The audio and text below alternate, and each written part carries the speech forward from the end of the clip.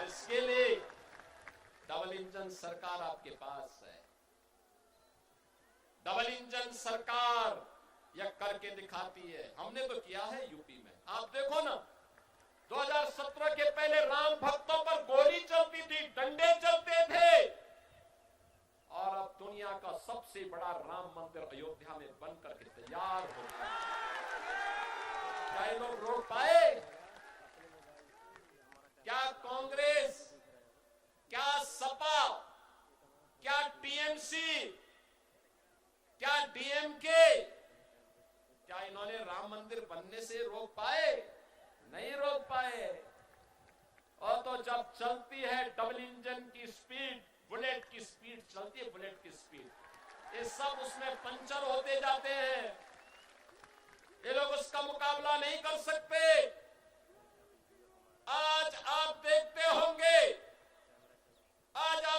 होंगे यूपी के अंदर जब कावड़ यात्रा निकलती है हर हर महादेव का करते हुए,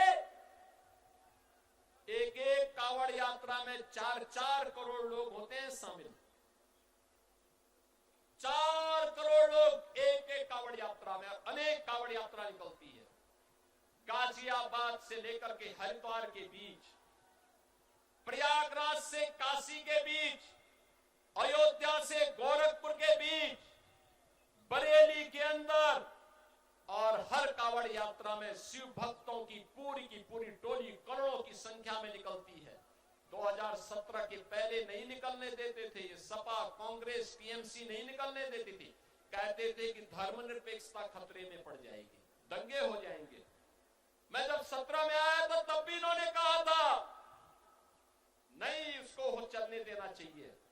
मैंने कहा देखो, दुर्गा पूजा भी होगी, कावड़ यात्रा भी निकलेगी, और मैं हेलीकॉप्टर से उसमें पुष्प वर्षा भी कराऊंगा।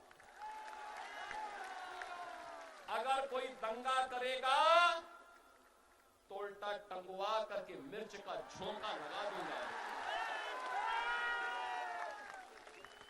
आप देखते होंगे वहां माफियाओं के साथ कैसे निपटा जाता है। और ये टीएमसी के गुंडे जो आज धमकी दे रहे हैं ना, इनको अभी से बता दो, अगर धमकी दिया तो 4 मई के बाद उनकी उल्टी गिनती प्रारंभ हो जाएगी।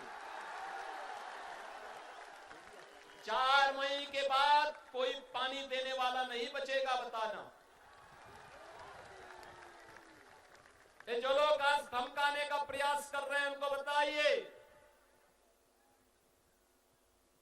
4 मई उनके लिए अंतिम वार्निंग है।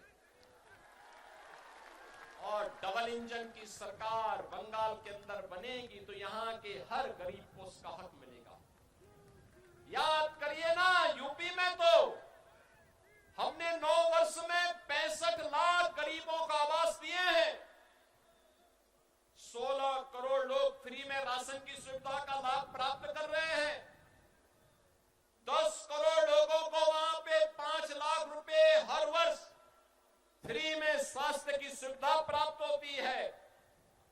हाईवे है, रेलवे है, उज्ज्वला योजना का कनेक्शन है, हर प्रकार की सुविधा है, कोई दुविधा नहीं।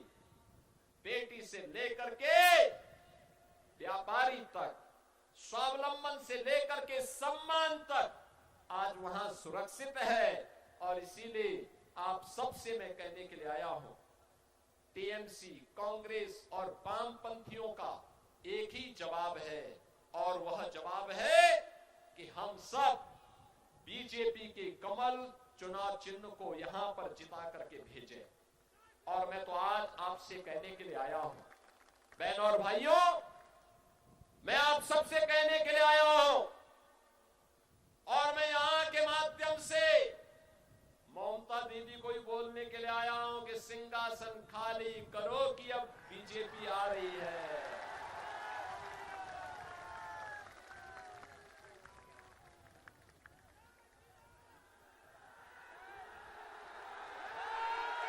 मैं कहूंगा बहनों और भाइयों, हमारे यहां पे दोनों प्रत्याशी यहां पर आए हैं। माता भांगा विधानसभा से हमारे निशीथ प्रमाणिक आए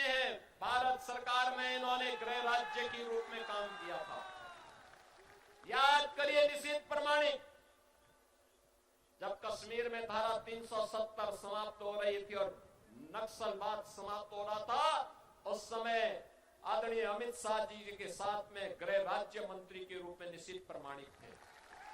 और आज सौभाग्य है आपका कि वे इस मातावांगा से बीजेपी के उम्मीदवार बनकर के आपके बीच में उपस्थित हुए हैं। निश्चित जी है और शीतल कुची विधानसभा से सावित्री बर्मन जी है। इन दोनों को आपका आशीर्वाद प्राप्त होगा,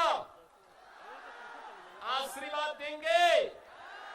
इधर पीछे, इधर सभी लोग दोनों हाथ उठा करके बोलो, घबराने की आवश्यकता नहीं, घबराने की आवश्यकता नहीं। दोनों हाथ उठा करके बोलेंगे, अपना आशीर्वाद देंगे, इन दोनों का आशीर्वाद देंगे। तो मेरे साथ मैं बोलूंगा, अमर सोनार बांग्ला, आप कहेंगे टीएमसी मुक्तो बांग्ला। अमर सोनार बांग्ला, अमर सोनार बांग्ला। मैं बोलूंगा पलटानो दोरकार, आप कहेंगे चाई बीजेपी सरकार।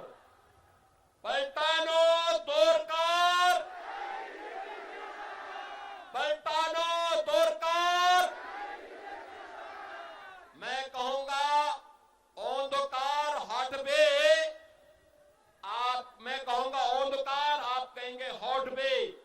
मैं कहूंगा सूरज, आप कहेंगे उठबे। और मैं कहूंगा कोमल, आप कहेंगे खिलबे।